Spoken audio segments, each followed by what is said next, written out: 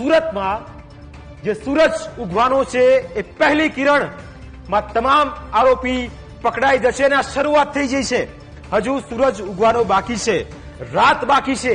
આ તસવીરો જુઓ, ચાલી પણ શકતા નથી આ પથ્થરબાજો, કારણ કે તેમને ભાન કરાવ્યું છે સુરત પોલીસે. આ વ્યક્તિને જુઓ કેવી રીતે તેણે પથ્થરબારો તો કર્યો, પણ હવે તે ચાલી શકતો નથી. આ શરૂઆત થઈ ગઈ છે, સુરતથી આ શરૂઆત છે. હજુ કેટલાય બાકી છે.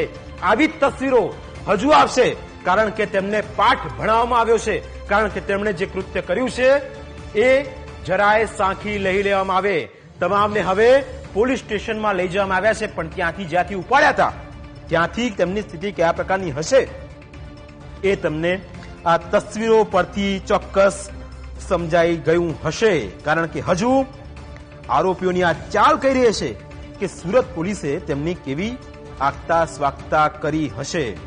અને આ એક્સક્લુઝિવ દ્રશ્યો માત્ર ને માત્ર ન્યૂઝ કેપિટલ પર રાતના 2:33 વાગ્યાનો સમય થયો છે. રાજ્યના ગૃહ રાજ્યમંત્રી જાગે છે, સુરત પોલીસ જાગે છે, અને જાગે છે આપની news channel news capital Gujarat. આપના સુધી પડે પડની માહિતી પહોંચાડવામાં આવશે. હવે બે તસવીરો આપને બતાવીશ.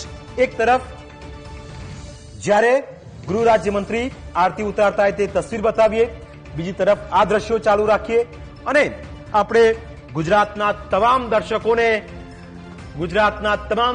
દર્શકોને એ બતાવીશું કે કેવી રીતે તેમની સ્થિતિ